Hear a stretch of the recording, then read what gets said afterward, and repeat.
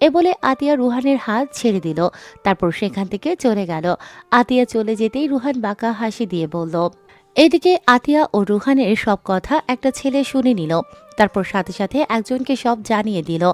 ছেলেটি আর কেউ নয়, আবরার এর বডিগার্ড ছিল, যে সর্বক্ষণ আতিয়ার সাথে থাকে। আর তখন আবরারকেই এই ইনফরমেশনটা দিল। এটা শোনা মাত্র আবরার রাগে হিতাহিত জ্ঞান শূন্য হয়ে যায়। সবকিছু ভেঙে ফেলতে মজা আছে। রাগ ভেতরে তালাবদ্ধ করে রেখে রুহানকে খুঁজতে লাগলো। রুহান সেই দিন তার বাবার কাছে টাকা নিয়ে ইন্ডিয়াতে চলে যায় মজা ফুর্তি করতে। আর সেই জন্য আমরা রুহানকে খুঁজে পাই না।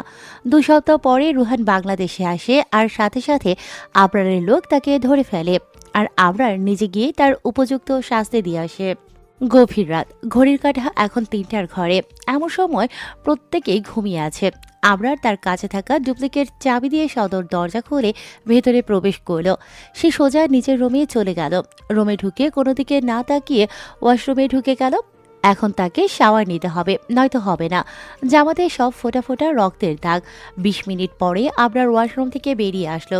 সে তোয়ালে দিয়ে চুল মুছতে মুছতে বেরিয়ে আসলো। বেডের কাছে এসে সে থমকে গেল। আতিয়ার ঘুমময় নিষ্পাপ মুখটা দেখে আবরারের বুকের ভেতরে যেন প্রশান্তির হাওয়া বয়ে গেল। আবরার চাচ্ছিল এখন আতিয়াকে ধাক্কা মেরে ফেলে দেবে, তারপর সোফায় গিয়ে ঘুমোতে বলবে। কিন্তু আতিয়ার স্নিগ্ধ ঘুমময় চেহারা দেখে আর ইচ্ছে হচ্ছে না তার এত সুন্দর ঘুমটা ভেঙে দিতে। আতিয়াকে এইভাবে দেখে আবরারের মাথায় আতিয়ার জন্য একটা নাম ঘুরপাক খাচ্ছে, সেটা হলো ঘুমকুমারী। আবরারের হাতের তোয়ালেটা টি টেবিলের ওপর রেখে দিল। তারপর বেডে শুয়ে পড়ল।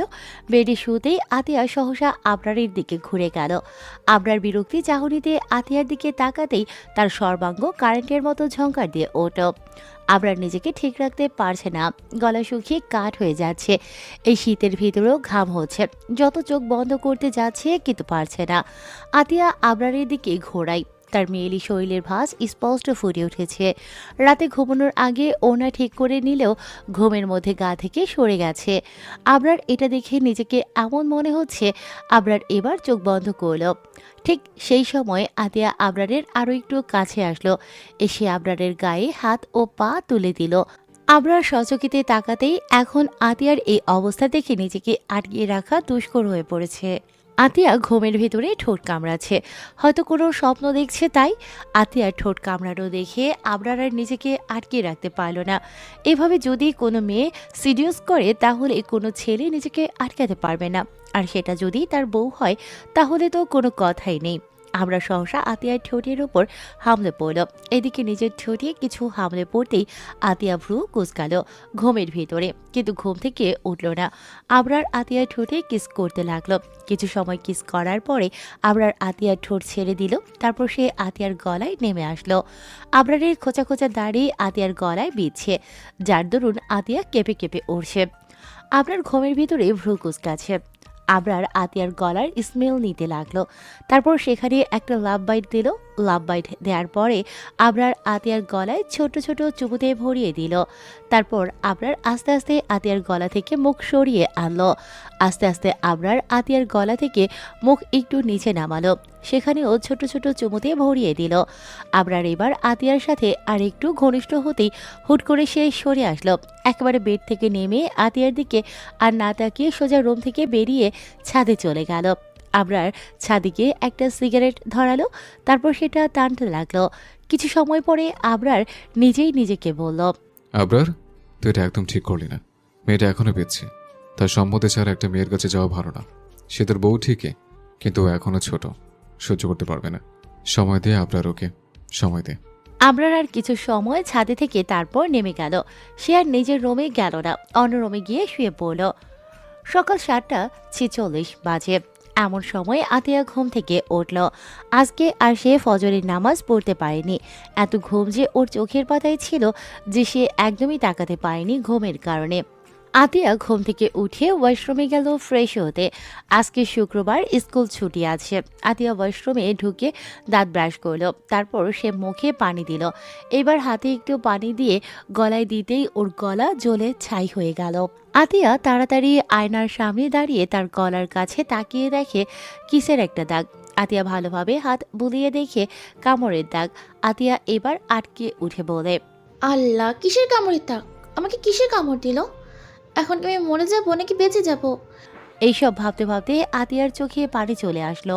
সে ওইভাবেই নিচে নামলো। নিচে নেমে দেখলো মিসেস মোহনা, মিস্টার নাফিস আর আবরার একসঙ্গে ডাইনিংয়ে বসে নাস্তা করছে। মিসেস মোহনা শুধু খাবার সার্ভ করে দিচ্ছে।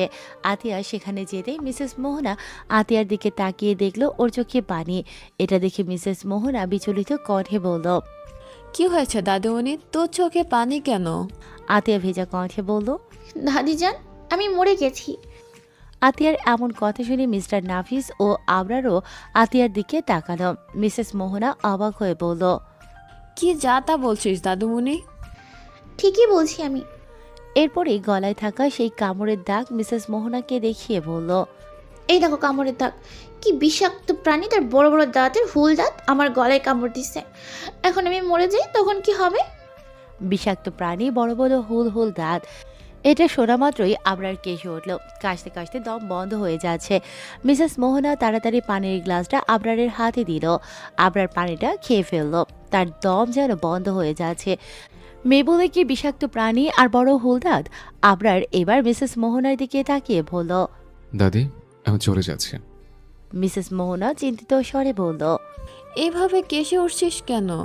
আর কি হয়েছে তোর, খেলি না? আবরার চেয়ার ছেড়ে উঠতে উঠতে বলল। বিষাক্ত প্রাণীর বড় হুল দাঁত শুনে আমার কাশি উঠে গেছে। এই খাবারের গলা দিয়ে নামবে না। এ বলে আবরার বেরিয়ে গেল। আর আতিয়া মনে মনে বলল। মাফিয়া নির্জীব মানুষ, আমি কি তোকে কিছু বলেছি যে এইভাবে চলে গেলি? হাব ভাব দেখে মনে হচ্ছে তো বিষাক্ত প্রাণী মনে হয় আমি তোকেই বলেছি। তারপর মিসেস মোহনাকে বলল। দাদিজান, মিসেস মোহনা একটা মলম এনে আতিয়ার গলায় লাগিয়ে দিতে দিতে বলল। কিছু হবে না, হয়েছে তো। মশা কামড়েছে তাই এমন হয়ে গিয়েছে। চিন্তা করিস না, আমি মলম লাগিয়ে দিচ্ছি, ভালো হয়ে যাবে। এইবার খেতে বস। আতিয়া ও আর কিছু না বলে খেতে বসে পড়েছে। দেখতে দেখতে আতিয়ার টেস্ট পরীক্ষা চলে আসলো। আতিয়ার এখন পড়াশোনার ধুম লেগে গেছে। সারাদিন বই পড়তেই হয়। আর এর পিছনে মিসেস মোহনার হাত। সে নিজে বসে থেকে আতিয়াকে বই পড়ায়। আজকে আতিয়ার গণিত পরীক্ষা। সে একেবারে রেডি হয়ে তারপর ডাইনিং টেবিলে খাওয়ার জন্য বসলো। আতিয়া বসতেই মিসেস মোহনা আতিয়াকে নাস্তা দিল। মিস্টার নাফিস খাবার খেতে খেতে আতিয়াকে বলল। প্রিপারেশন কেমন দাদুমণি? আতিয়া ওইভাবেই জবাব দিল। আলহামদুলিল্লাহ দাদাজান, খুব ভালো। আলহামদুলিল্লাহ। ভালো করে প্রথমে প্রশ্ন দেখবি, তারপর সেটার উত্তর লিখবি, ঠিক আছে? আতিয়া খেতে খেতে মাথা উপর নিচ করে বলল। আচ্ছা দাদাজান। ওদের খাওয়ার মধ্যেই আবরার হাতা ফোল্ড করতে করতে সিঁড়ি বেয়ে নিচে নেমে আসলো। তারপর ডাইনিং টেবিলে গিয়ে বসলো। মিসেস মোহনা আবরারের প্লেটে ও নাস্তা তুলে দিল। আতিয়া খাওয়ার মধ্যে আর চোখে একবার আবরারের দিকে তাকালো। আবরার ফোন স্কল করছে। আতিয়া মনে মনে মুখ ভেঙচিয়ে বলল। আরে মাফিয়া বেটা, খাবার সময় অন্তত ফোনটা রেখে খা, নয়তো খাবারে পোকামাকড়ের টয়লেট পড়বে, আর সেটাও তুই তরকারি ভেবে খেয়ে ফেলবি। ছ্যা, আমি কি ভাবছি সব? সে যাই হোক, আমারটা টিকি। আতিয়া আবারও নিজের খাওয়ায় মনোযোগ দিল। সবার খাওয়া শেষ হতেই মিসেস মোহনা আবরারকে বলল। দাদু ভাই, আজকে দাদুমণির প্রথম টেস্ট পরীক্ষা। আমি চাইছি তুই ওকে নিয়ে ওকে ড্রপ করে দে। আবরার এখনও ওইভাবেই ফোন স্কল করছে। মিসেস মোহনার কথার জবাব ও আবরার ফোন স্কল করতে করতে বলল। সরি দাদি, আমি পারবো না, আমার মিটিং আছে। দাদা আছে তো? আবরারের সম্পূর্ণ কথা শেষ হওয়ার আগেই মিস্টার নাফিস বলল। মিটিং আমি সামলে নেব। আমি এখনই চলে যাচ্ছি। তুই দাদুমণিকে স্কুলে দিয়ে আয়, যা। আবরার এবার ফোন থেকে দৃষ্টি সরিয়ে মিস্টার নাফিসের দিকে তাকালো ভ্রুকুসকে। মিস্টার নাফিস মজার স্বরে বলল। এইভাবে তাকাচ্ছিস কেন? আমি কি তোর বউ লাগি যে তোর ওই চাহনিতে আমার ভিতরে রোম্যান্স জাগ্রত করছিস? যদি এটা ভেবে থাকিস ভুলে যা, কারণ আমি শুধু তোর দাদির আর কারণ না, বুঝেছিস? মিস্টার নাফিসের কথা শুনে আবরার ভ্যাবাচাকা খেয়ে গেল। আর এইদিকে আতিয়া খিলখিল করে হেসে উঠল। আর মিসেস মোহনা রাগি চোখে মিস্টার নাফিসের দিকে তাকিয়ে রইল।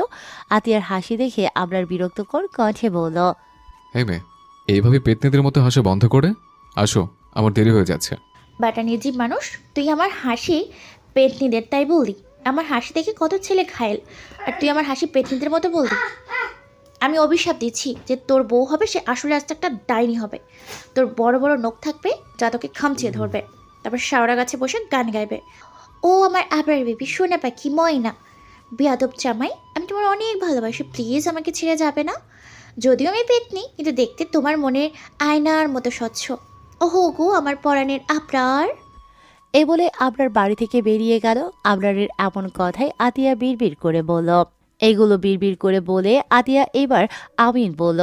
আমিনটা একটু জোরে বলায় মিসেস মোহনা ও শুনে ফেলল, তাই সেও আতিয়ার সাথে আমিন বলে উঠল। আতিয়া এবার মিসেস মোহনা আর মিস্টার নাফিসের থেকে বিদায় নিয়ে বাড়ি থেকে বেরিয়ে গেল।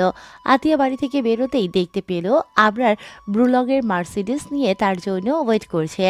আতিয়া আর কিছু না ভেবে গাড়িতে উঠে বসলো। আতিয়া গাড়ির পেছনে উঠতেই আবরার শক্ত কণ্ঠে বলল। আমাকে দেখে কি আপনার ড্রাইভার মনে হয় ম্যাম? আবরারের এমন কণ্ঠ আর ড্রাইভার শুনে আতিয়া তাড়াতাড়ি মাথা নাড়িয়ে বলল। না না, আপনি আমার ড্রাইভার হবেন কেন? আবরার আবারও শান্ত শীতল কণ্ঠে বলল। তাহলে পিছনে বসছেন কেন? আতিয়া আর কি করবে, গাড়ির দরজা খুলে বেরিয়ে সামনের ফ্রন্ট সিটে বসে পড়ল। ওর আজকে পরীক্ষা, তাও আবার গণিত। ও চাচ্ছে না এখন আবরারের সাথে কথা কাটাকাটি করার, পরে দেখে নেবে সে। এখন সহি সালামত স্কুল পৌঁছলেই হলো। আবরার এবার গাড়ি স্টার্ট দিল। এর মধ্যে কেউ আর কোনো রকম কথা বলল না। দুজনেই চুপচাপ নীরবতা পালন করতে লাগলো। গাড়ি স্কুলের সামনে গেটে দাঁড় করালো। আতিয়া আবরারের দিকে একবার তাকিয়ে বলল। আমি চলে যাচ্ছি, বাই। বলে গাড়ি থেকে নেমে গেল। আতিয়া গাড়ির দরজা লাগিয়ে দিল। দিয়ে যেই চলে যাবে অমনি আবরার আতিয়াকে ডেকে বলল। এই মেয়ে, ভালো করে পরীক্ষা দিও। ফেল হলে চলবে না। তুমি মাফিয়া জগতের ডন এফের ওয়াইফ। যদি ফেল করো তাহলে জাতি তোমাকে আমার বউ হিসেবে মানবে না। এ বলে আবরার আর এক মুহূর্ত দেরি না করে গাড়ি নিয়ে চলে গেল। আর আতিয়া আবরারের বলে যাওয়া কথাগুলো ভাবতে লাগলো। ঠিক সেই সময় পরীক্ষার ঘন্টা পড়ল। আতিয়া এবার ছুটে ক্লাসে ভিতরে গেল। তারপর খাতা আর প্রশ্ন নিয়ে নিজের সিটে বসে পড়ল। আতিয়া আর ফারিয়া আলাদা রুমে পড়েছে, তাই আতিয়ার এমন দৌড়ে আসা নিয়ে কিছু বলতে হলো না আতিয়ার। সেদিনের পর কেটে গেল 15 দিন। আতিয়ার পরীক্ষা কালকেই শেষ হয়ে গেছে। এখন এসএসসি পরীক্ষার প্রিপারেশন নিয়েছে। আতিয়া আর মিসেস মোহনা সোফায় বসে আছে, টুকটাক গল্প করছে। এমন সময় আবরার সদর দরজা দিয়ে বাড়ির ভিতরে প্রবেশ করলো। আবরার কোনো দিকে না তাকিয়ে সোজা নিজের রুমে চলে গেল। মিসেস মোহনা আবরারকে আসতে দেখে কিচেনে চলে গেল। তারপর এক কাপ কফি বানিয়ে আতিয়ার হাতে দিয়ে বলল। দাদুমণি, এটা গিয়ে আব্রামকে দিয়ে আসো। আতিয়া টিভি দেখছিল, আর সেই সময় মিসেস মোহনা ওই কথাটা বলল। আতিয়া আস্তে করে বলল। আমাকেই যেতে হবে। মিসেস মোহনা ভ্রুকুচকে বলল। হ্যাঁ, তুই যাবি না তো কে যাবে শুনি? এই ধর।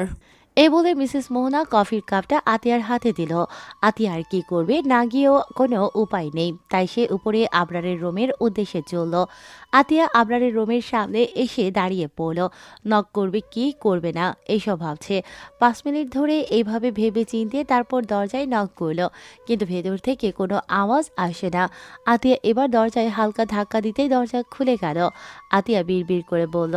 দরজা খোলা, আর আতিয়া তুই দাঁড়িয়ে দরজা খোলার অপেক্ষা করছিস? ধুর, এত সময় কফি দিয়ে কখন চলে যেতাম। এই বলে আতিয়া রুমের ভিতর প্রবেশ করলো। রুমের ভিতরে একদম অন্ধকার। বাইরের ল্যাম্পপোস্ট থেকে আসা আলোর জন্য আবরারের রুমটি আবছা আবছা দেখা যাচ্ছে। আতিয়া লাইট অন করতে গিয়েও করলো না। ওই আবছা আলোতেই আতিয়া টি টেবিলের কাছে গিয়ে কফির মগটা রাখলো। এরপর সে বেরিয়ে আসার জন্য পা বাড়াতেই হুট করে আতিয়ার হাত কেউ টেনে ধরে, তারপর খাটে ফেলে দেয়। আতিয়া ভয় পেয়ে গেল। এত তাড়াতাড়ি সবকিছু হলো। আতিয়া মনে মনে বলল। নিজি মানুষ তো আমাকে কখনো এইভাবে টানেনি, তাহলে এটা কে? এসব বলে যে তাকে বেডে ফেলেছে তাকে কিছু বলবে, অমন সময় একটা মিষ্টি সুগন্ধি ভেসে আসলো তার নাকে। এই সুগন্ধি কার আতিয়া জানে, তাই সে বলল। এই নিজি মানুষ, আমাকে হয়ে টেনে বেডে ফালালেন কেন? ছাড়েন আমাকে। আবরার এবার নেশা লাগা কণ্ঠে বলল। বউয়ের সাথে বড্ড রোমান্স করতে ইচ্ছে করছে, তাই আমার বউকে এভাবে বেড়ে ফেলছে। আবরারের এমন কথা শুনে আর মুখ থেকে বিশ্রী গন্ধ বের হতেই আতিয়া বমি করে দেওয়ার মতো অবস্থা। সে এবার বলল। নির্জীব মানুষ আপনি। ড্রিঙ্ক করেছেন? আবরার বাচ্চাদের মতো ঠোঁট উড়িয়ে কাঁদো কাঁদো ভাবে বলল। আমি ইচ্ছা করে খাইনি, ওই রাকিব বেটা আমাকে খাইয়েছে। বলছে ড্রিঙ্ক করলে নাকি বউ নিজের কাছে আসবে, আমাকে আর যাওয়া লাগবে না। আবরারের এমন কথা শুনে আতিয়ার মাথা চক্কর দিয়ে উঠল। তারপর বলল। যেমন মানুষ তার তেমন বন্ধু, অসহ্য। এ বলে আতিয়া আবরারকে নিজের থেকে সরাতে গেলেই আবরার আতিয়াকে আরো শক্তভাবে জড়িয়ে ধরে বলল, এত নড়ছো কেন জান? এইভাবে শুয়ে থাকো, নয়তো আমার রোমান্স তোমার সহ্য করতে হবে। এই সরেন আমার থেকে, আপনি নিজের হুঁশেই নেই, আর আপনার মুখ থেকে বেশি গন্ধ আসছে, সরেন। এইভাবে নড়ে আমার ভিতর রোমান্টিকতা বাহির করছো। এখন নিয়ন্ত্রণ হারিয়ে কিছু হয়ে গেলে আমার কিন্তু দোষ নয়। আতিয়া এবার চুপ হয়ে গেল। যদি সত্যি সত্যি কিছু করে তখন? আতিয়াকে চুপ হতে দেখে আবরার বলল, এই তো কিউট গার্ল। এইভাবে দুজনে প্রায় 10 মিনিট ধরে চুপচাপ শুয়ে রইল।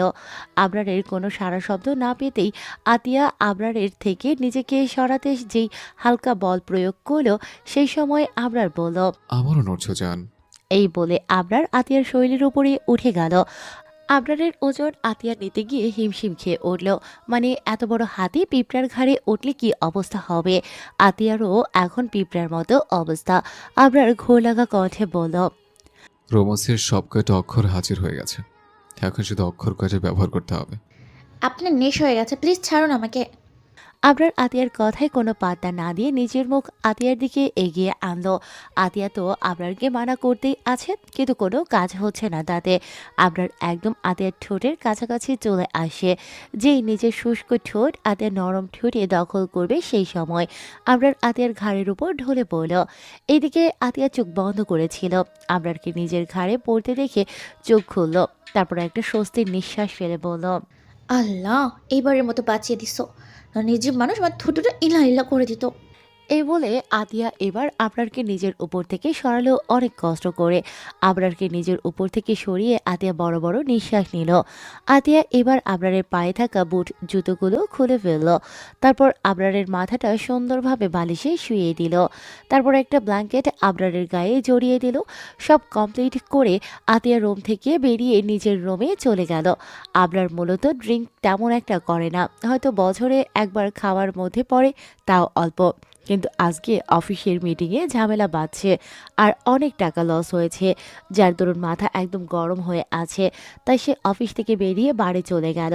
তারপর সেখান থেকে প্রয়োজনের বেশি ড্রিঙ্ক করলো, যার দরুন নেশা চড়ে গেল। রাতে আধার কেটে ধরণীতে সুন্দর একটা দিনের সূচনা হলো। এখন বাজে সকাল 7টা। আতে এখনও ঘুমিয়ে আছে।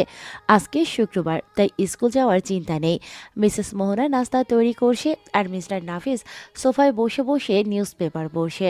এমন সময় একদম রেডি আবরার সিঁড়ি বেয়ে নেমে আসলো। সে গিয়ে সোজা ডাইনিংয়ে বসলো। আবরারকে বসতে দেখে মিসেস মোহনা চলে আসলো খাবার সার্ভ করতে। সেই সাথে মিস্টার নাফিসও আসলো। আবরার খেতে খেতে মিস্টার নাফিসের উদ্দেশ্যে বলল, কালকে মিটিংয়ে ঝামেলা হয়েছে আর অনেক টাকা লস হয়ে গেছে। এখন আরেকটা ইম্পর্টেন্ট মিটিং পড়েছে সিলেটে। পরশুদের মিটিং আমি কালকে চলে যাব, তাই আমার অবর্তমানে অফিস দেখে রাখবে দাদা। আচ্ছা, তুই একা যাবি? আরিফ যাবে আমার সাথে। এর মধ্যে মিসেস মোহনা বলে উঠল। তাহলে দাদুমণিকে নিয়ে যা। আবরার ফ্রুকুসকে তার দাদির দিকে তাকিয়ে বলল, ওকে কোথায় নিয়ে যাব? তোর সাথে সিলেট যাবে, এমনিতে ঘরে বন্দি হয়ে পড়ে থাকে।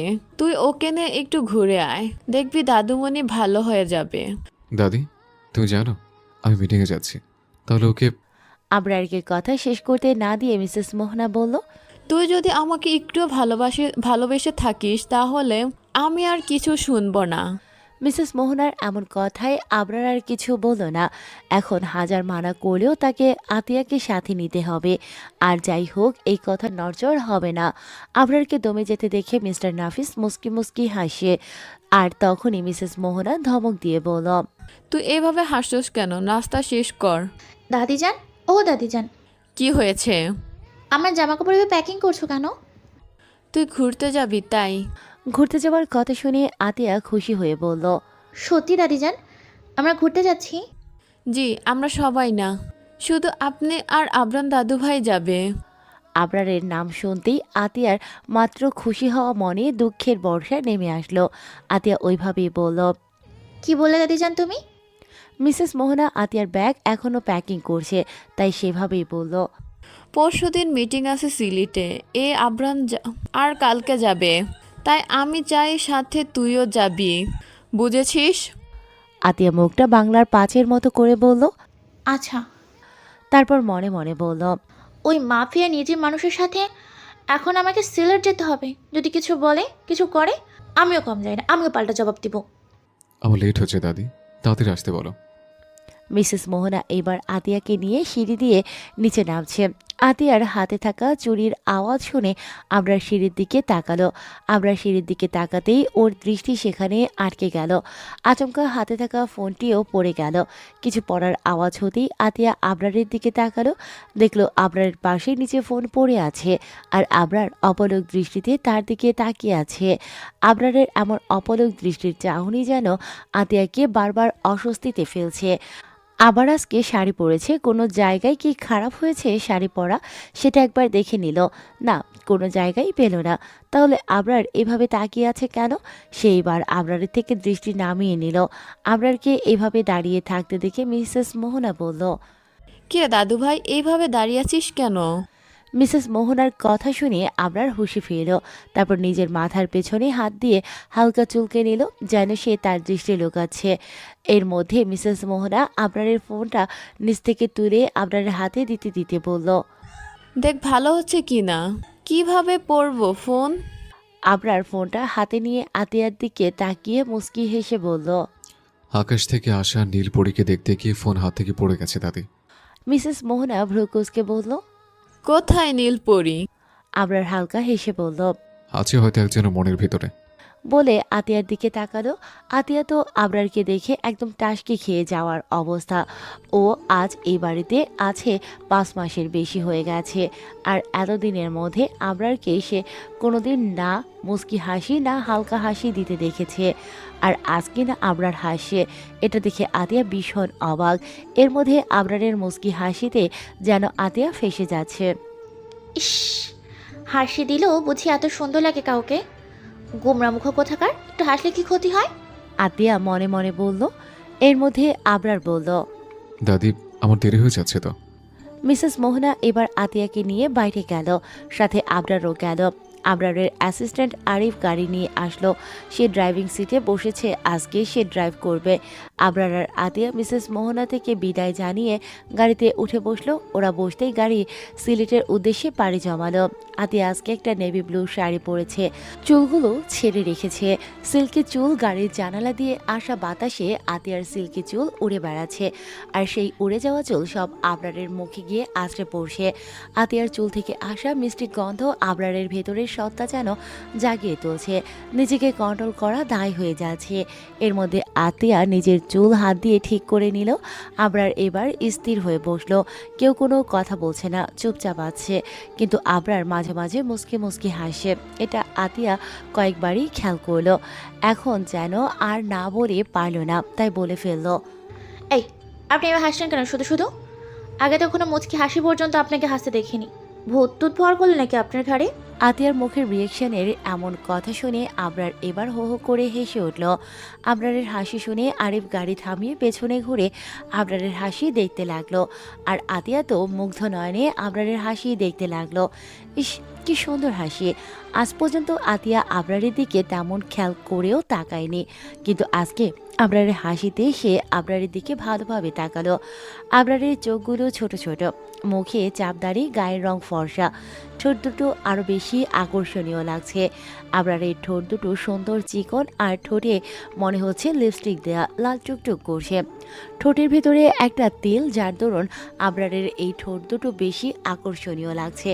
আবরারের চুলগুলো লম্বা তেমন একটা না, হালকা সিল্কি, মাঝামাঝি সাইজের। আবরারকে দেখতে দেখতে আতিয়া মনে মনে বলল। মার্শাল্লাহ, মাফিয়া নিজেই মানুষটা দেখতে অতটাও খারাপ না। এর মধ্যে আরিফ আর আতিয়াকে নিজের দিকে তাকাতে দেখে আবরার নিজের হাসি বন্ধ করলো। তারপর গম্ভীর কণ্ঠে আরিফের দিকে তাকিয়ে বলল। কি হলো? গাড়ি না চালিয়ে আমার দিকে কি দেখেছিস? আরিফ ওইভাবে বলল। আজ 2 বছর আপনার সাথে আছি ভাই, কিন্তু আপনাকে এভাবে হাসতে আজ প্রথম দেখলাম, তাই তাকিয়েছিলাম। গাড়ি স্টার্ট দে। আরিফ সামনে ঘুরে গাড়ি স্টার্ট দিল। আতিয়া এখনও আবরারের দিকে তাকিয়ে আছে। আবরার এবার আতিয়ার দিকে ফিরে বলল। হ্যাঁ মেয়ে, তোমাকে বলেছি না আমার দিকে এভাবে তাকাবে না, আমার মেয়েতে অ্যালার্জি আছে। আবরারের এমন কথা শুনে আতিয়া থতমত খেয়ে গেল। সে তাড়াতাড়ি দৃষ্টি সরিয়ে নিল, তারপর জানালার বাহিরে তাকিয়ে বলল। মেয়েতে অ্যালার্জি? হ্যাঁ, বাড়া আজ তো একটা অ্যালার্জি গোডাউন। আতিয়ার বিড়বিড় বলা কথা আবরার শুনতে না পারলে সে বলল। হ্যাঁ মেয়ে, কি বললে? আতিয়া ওইভাবেই বলল। যা বলি ওটা আপনার কি? খাটতারা মেয়ে একটা। আতিয়া এবার আবরারের দিকে ঘুরিয়ে তাকিয়ে বলল।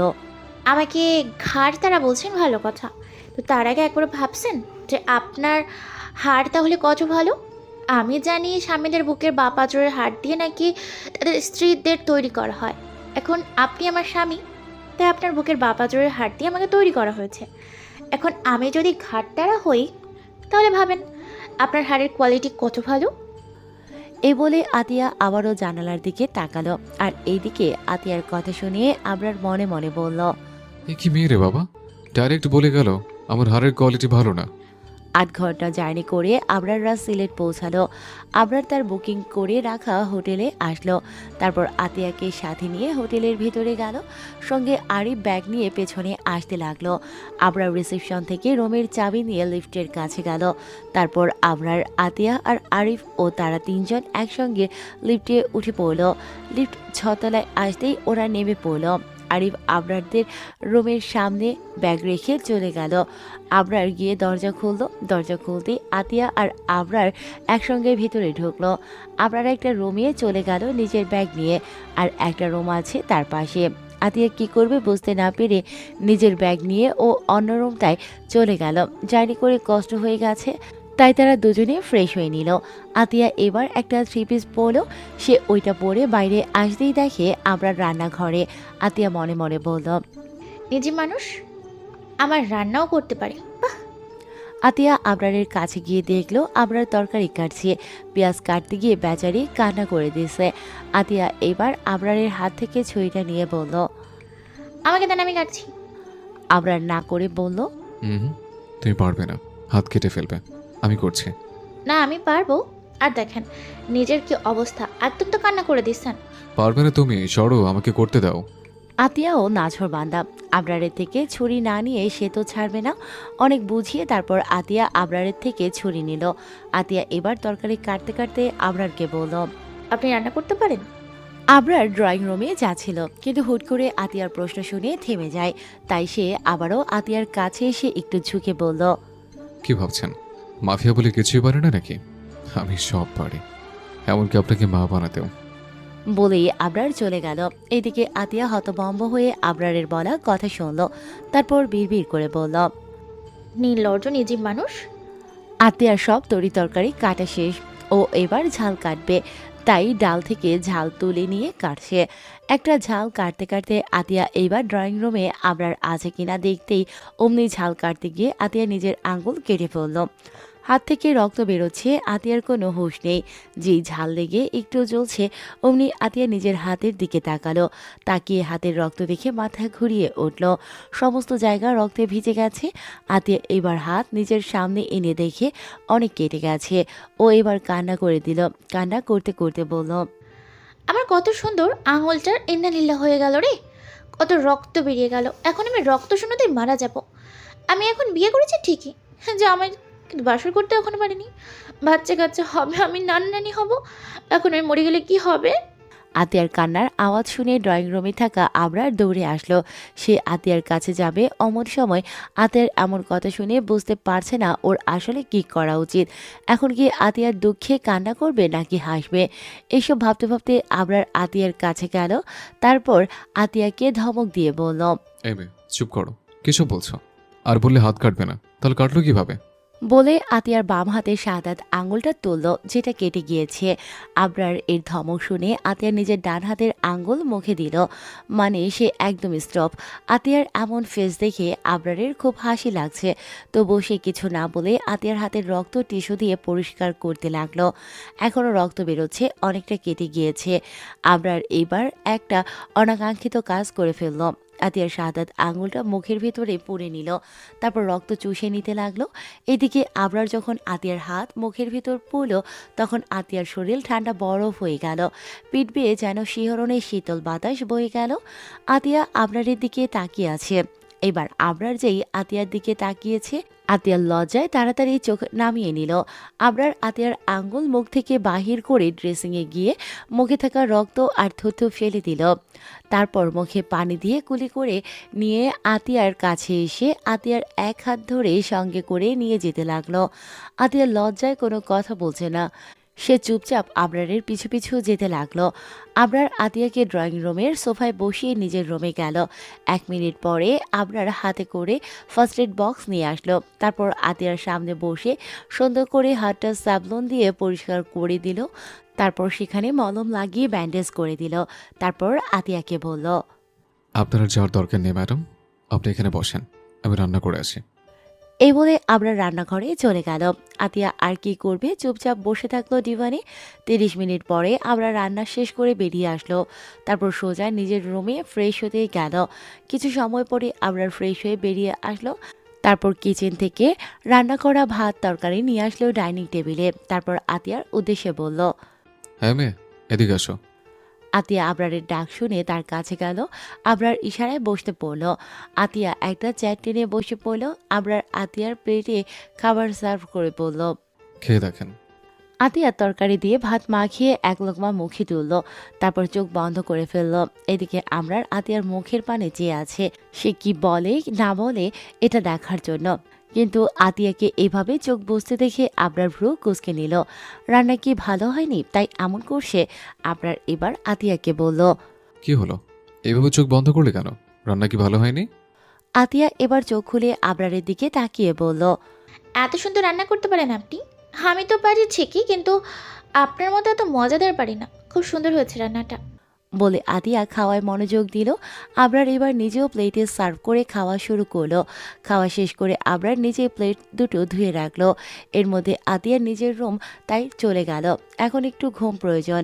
আবরারও নিজের রুমে গেল, কিন্তু সে ঘুমোলো না। ল্যাপটপ নিয়ে বসলো। কালকে মিটিং, তাই কিছু কাজ করতে লাগলো। সেদিনের পরে কেটে গেল 2 মাস। সেদিন আবরারের মিটিংটা সাকসেস হয়েছিল, তাই তারপর দিন সে আতিয়াকে বাসায় নিয়ে চলে আসে। আর দ্বিতীয় মিটিং দেশের বাইরে হবে, সিঙ্গাপুর। তাই সে আতিয়াকে রেখে সেদিনই চলে যায়।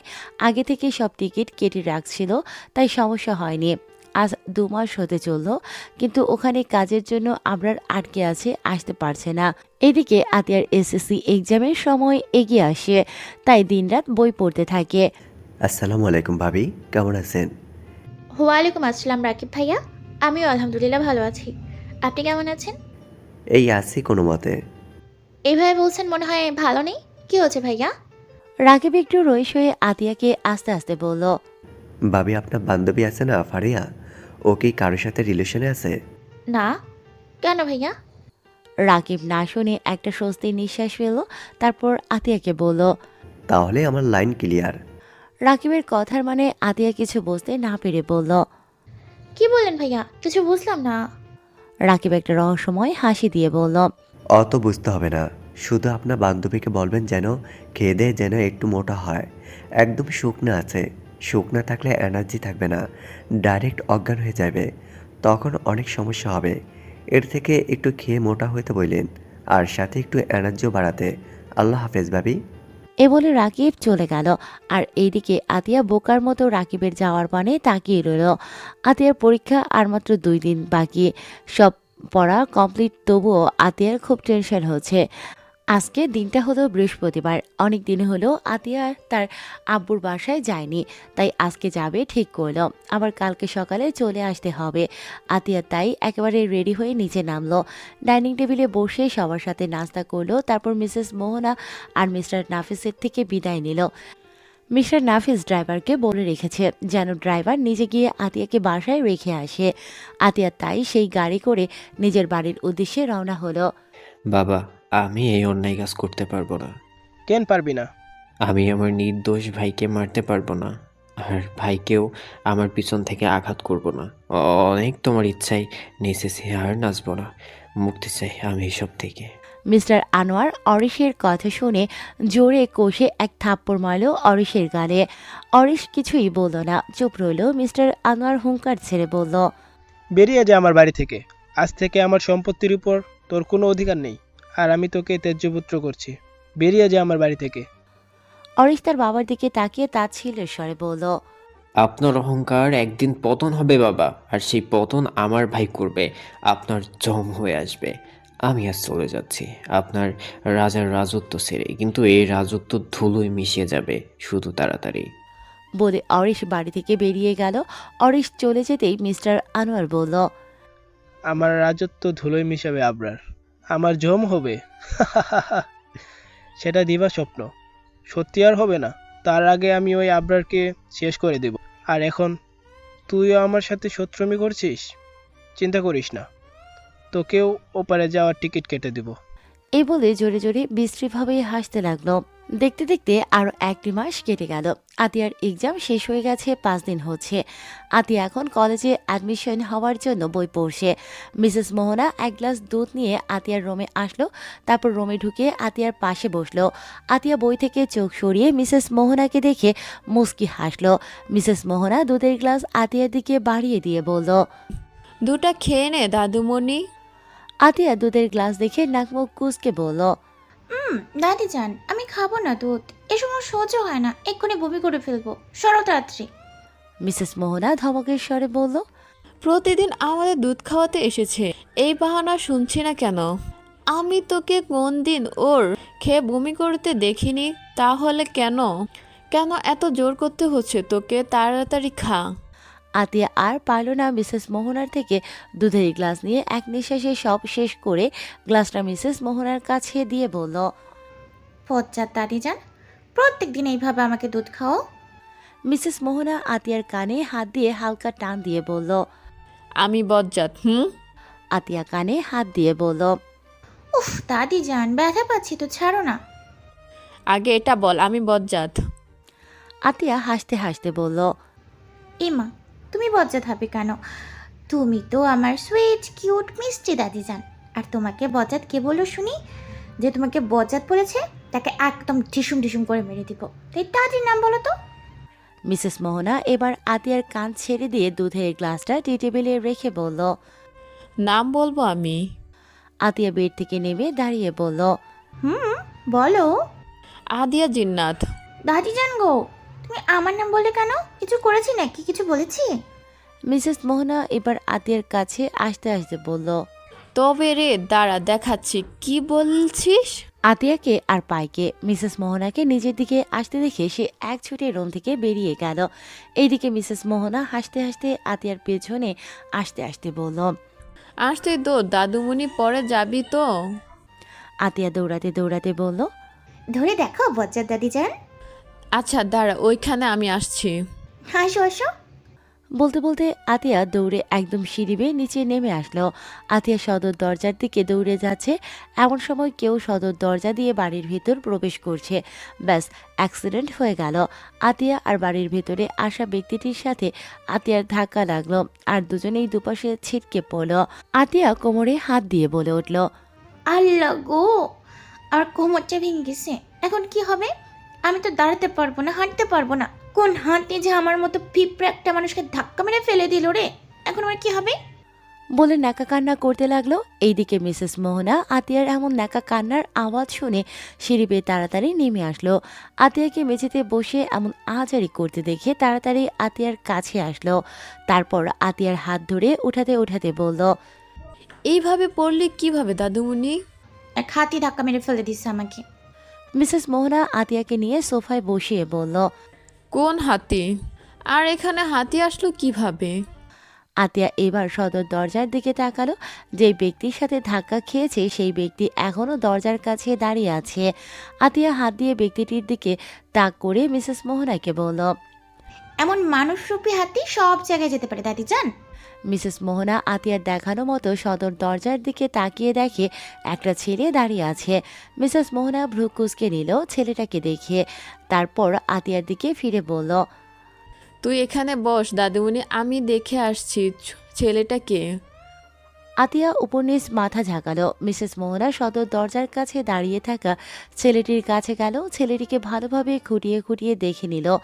ভালোভাবে দেখতে মিসেস মোহনা আটকে উঠল।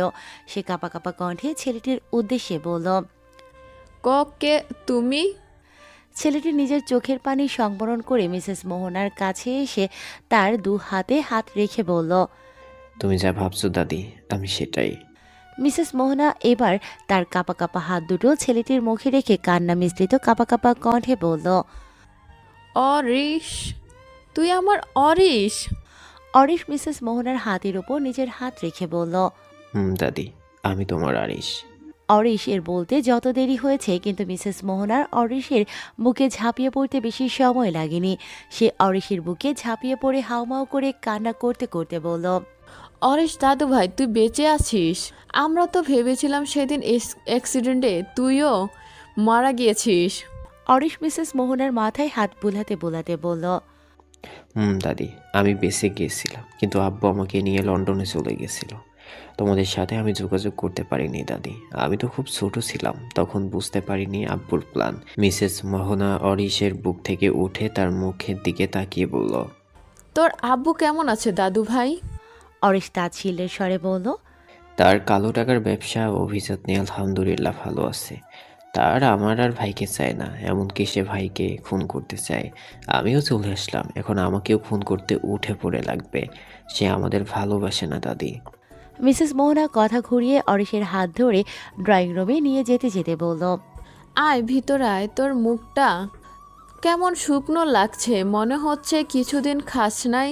দাদি আমাকে চলে যেতে হবে। হ্যাঁ যাবি তো আমার কাছ থেকে? আমার কাছে থাকবি কয়দিন, তারপর যাবি। তোর ভাই যদি তুই বেঁচে আছিস আসিফ, তাহলে ওর মতো খুশি আর কেউ হবে না। ও এখনো তোকে সেই ছোট্ট বেলার মতো ভালোবাসে। আমি দেখেছি তো ছোটবেলার ছবি হাতে নিয়ে কত সময় ধরে এইভাবে তাকিয়ে থাকতো, কখনো আবার চোখের কোণে আসা পানি মুছে ফেলতো। বলতে বলতে মিসেস মোহনা নিজের চোখের পানি মুছে ফেলল। এদিকে মিসেস মোহনার কথা শেষ হতেই অরিশ বলল। কিন্তু দাদি আমি তো ভাইয়ার চোখে একজন খারাপ মানুষ। ভাইয়া আমাকে সহ্য করতে পারে না। আব্বু যত খারাপ কাজ সব আমাকে দিয়ে করাতো, আর সেই সব ভাইয়া নিজের চোখে দেখেছে। ভাইয়ার চোখে আমি আসামি। আমাকে যদি এইখানে দেখে তাহলে আমাকে খুন করতে একবারও ভাববে না।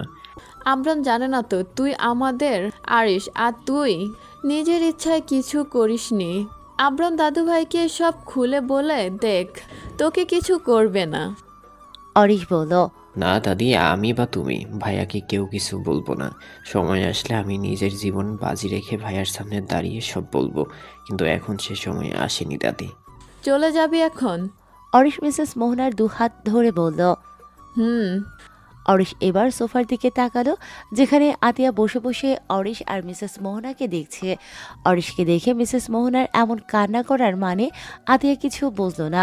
অরিশকে নিজের দিকে তাকাতে দেখে আতিয়া ভ্রু কুঁচকাল। অরিশ আতিয়ার ভ্রু কুঁচকানো দেখে হেসে ফেলল, তারপর বলল। আতিয়া জান্নাত, রাইট? আতিয়া অবাক হয়ে মাথা উপর নিচ করে বলল। মানুষরূপী হাতি এইবার প্রত্যেক দিন আসবে, কিন্তু পিঁপড়ার মতো মানুষ একটু দেখে শুনে চলাচল কইরেন, নয়তো আবার মানুষরূপী হাতির সাথে ধাক্কা লেগে কোমর ভেঙে যাবে। অরিশের কথা শুনে মিসেস মোহনা হেসে উঠল, কিন্তু আতিয়া কপাল কুঁচকে অরিশের দিকে তাকিয়ে রইল। এর মধ্যে অরিশ আতিয়ার দিকে আবারও তাকিয়ে বলল।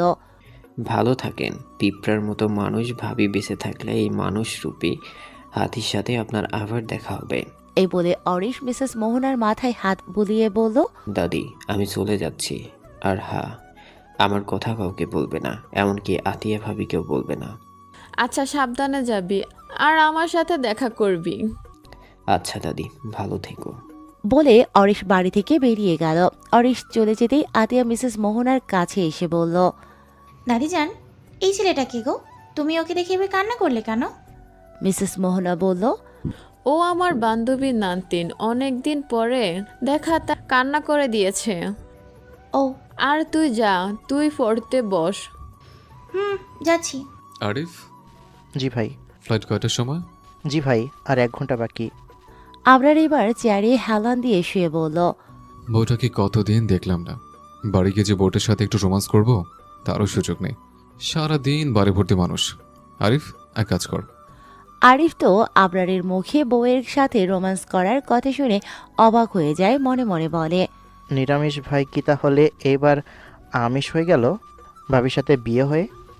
তারপর আবরারের ডাক পড়তেই বলে উঠল, জি ভাই। দাদার দাদিকে কোথাও ঘুরতে পাঠিয়ে দে, আর বাড়ির সার্ভেন্টদের 2 দিনের জন্য ছুটি দে। আরিফ এবার বলল। আর ভাবিকে কোথায় পাঠাবো? আবরার এবার চোখ খুলে চেয়ারে উঠে বসতে বসতে বলল, সবাইকে বাড়ি থেকে তাড়াচ্ছি কারণ বউয়ের সাথে এবার বাসর করব। আর সেখানে তুই আমার বউকে বিদায় করছিস, তাহলে বাসর কার সাথে করব? তোর সাথে? আরিফ দুদিকে মাথা নাড়াতে নাড়াতে বলল, না না, এটা কিভাবে সম্ভব? ভাবির হক ভাবি পাবে, আর আমার সাথে কিভাবে কি? না না, আমি সবাইকে বাড়ি থেকে বাহির করার ব্যবস্থা করছি ভাই। বলে আরিফ রুম থেকে বেরিয়ে গেল। আর আবরার আবারও চেয়ারে গাটা এলিয়ে চোখ বন্ধ করে শুয়ে রইল। তারপর বিড়বিড় করে বলল, অনেক ছাড় দিয়েছি তোকে। সামনে তোর এসএসসি এক্সাম ছিল, তাই কিছু বলতে আর করতে পারিনি। এখন তোর এক্সাম শেষ, তাই আর ছাড় দিতে পারবো না। ঘর বলি, মনটা আজকাল শুধু তোকে কাছে পাওয়ার জন্য ভীষণ পীড়া দিচ্ছে। এখন নিজের সাথে না মিশালে হবে না তোকে। তাই রেডি থেকো ঘর বলি, আমি আসছি। দাদিজান, ও দাদিজান, হ্যাঁ বল। কই যাবে তুমি? আর দাদাজান এইভাবে ব্যাগ গোছাচ্ছ কেন? আমি আর তো দাদাজান ঘুরে আসছি। আতিয়া খুশিতে লাফিয়ে উঠে বলল। কই যাচ্ছি দাদিজান আমরা? মিসেস মোহনা ব্যাগ গুছিয়ে আতিয়ার সামনে এসে বলল, কক্সবাজার যাচ্ছি আমরা বেড়াতে। আর এখন আমি আর তো দাদুজান যাচ্ছি। এটা শুনে আতিয়া বলল, তুমি আর দাদাজান গেলে আমি কোথায় থাকবো এত বড় বাড়িতে? আমার ভয় লাগে না বুঝি? মিসেস মোহনা আতিয়ার থুতনি ধরে বললেন। কে বলেছে তুই একা থাকবি আবরান দাদু ভাইয়ের সাথে? আবরান দাদু ভাই আছে, রাত হওয়ার আগে চলে আসবে। আমি আর তো দাদাজান এখন যাচ্ছি, গিয়ে সব ঠিকঠাক করি। আবরান সব ঠিক করে দিয়ে এসেছে, তবুও আবরানের সাথে আসবি, বুঝছিস? ফেলেছিস দাদুমণি। আতিয়ার মুখ এবার বাংলার 5-এর মতো করলো, মানে ওর এখন নির্জীব মানুষটার সাথে থাকতে হবে, আবার তার সাথে যেতে হবে।